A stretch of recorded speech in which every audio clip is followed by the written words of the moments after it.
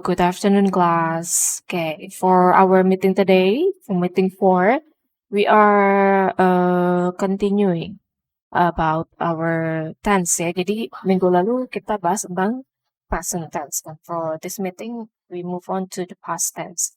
Jadi sama saja sebetulnya jauh berbeda ya modelnya seperti last week. Cuma untuk minggu ini kita coba belajar yang tentang past tense.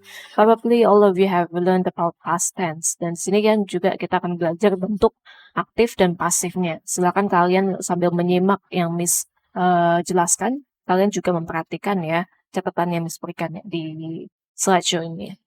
Oke. Jadi untuk past tense ini kan sebetulnya ada 4 ya. Ada simple past, past continuous, past perfect, dan past perfect continuous. Namun untuk minggu ini Miss ingin fokus 2 saya dulu. Yang penting kalian paham ya. Ada 2 yaitu simple past tense and past continuous tense. Jadi usahakan kita bisa memahami materi tersebut dan juga dalam bentuk pastnya gimana atau bentuk passive. Okay. Now, simple past tense. Yeah, probably all of you have learned about simple past tense. Ini kan digunakan untuk keterangan atau kegiatan yang sudah terjadi pastinya ya. Biasanya waktunya itu spesifik untuk simple past tense. Semua yang bentuknya simple present, past, atau future, biasanya ada specific time ya. Kalau hal ini in the past, di waktu lampau pastinya.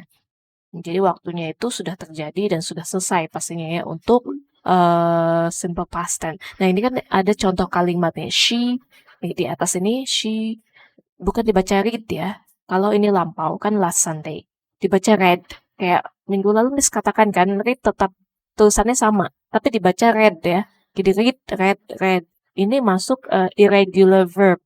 Jadi kalau misalnya verb ketiga tetap sama tulisannya, cuman dibacanya read, bukan read. Oke? Read, read gitu. Bentuk kedua dan ketiga dibaca read. Right?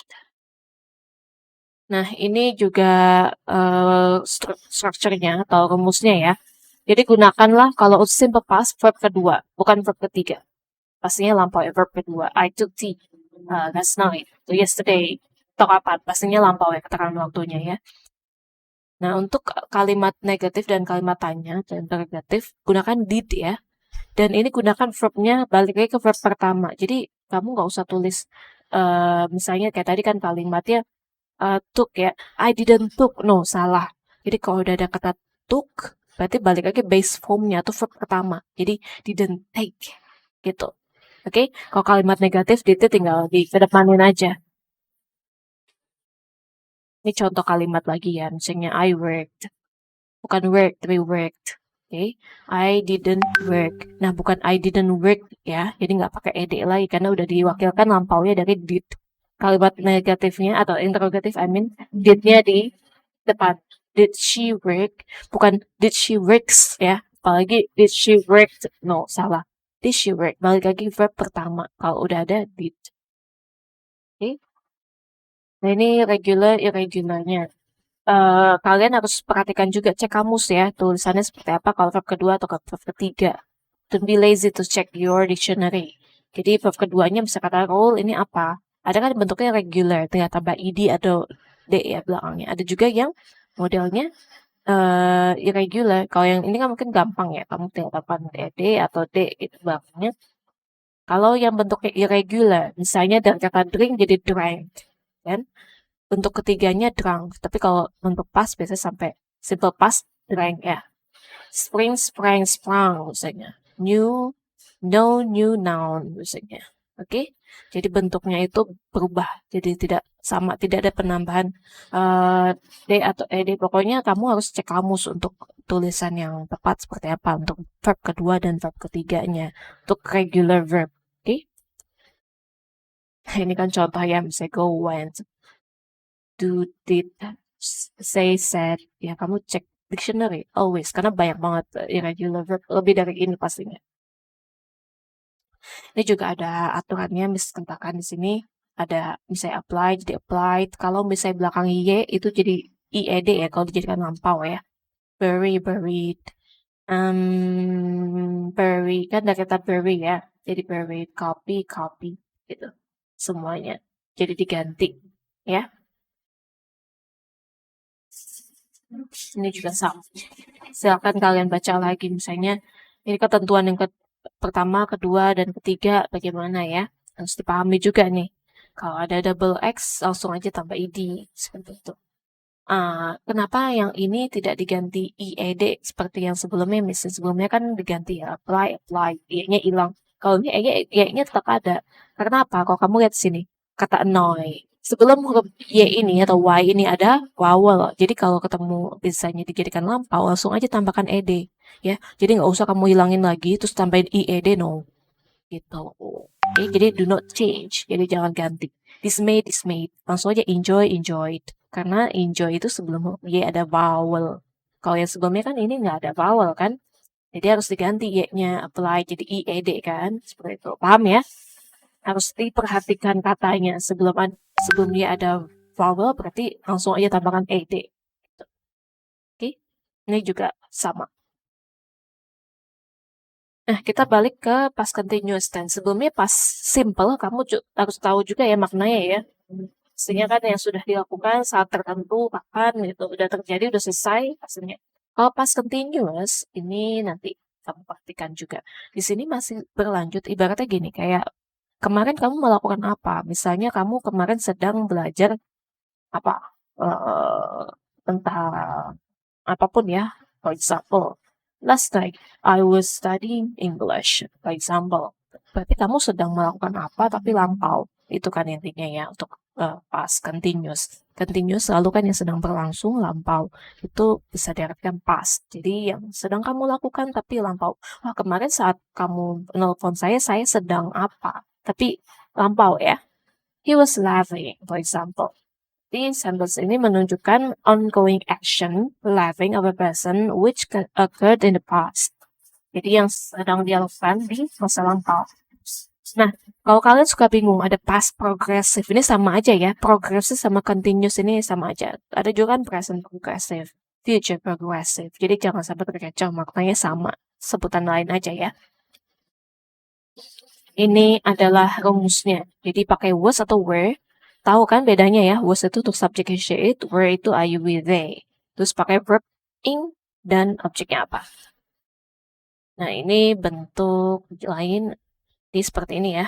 Subjek apa, gunakan verb apa. Untuk I itu bisa pakai was juga, bisa pakai were. Tapi kalau were biasanya untuk pengandaian. Jadi gunakan was ya untuk past continuous tense. Oke? I was watching TV when she called.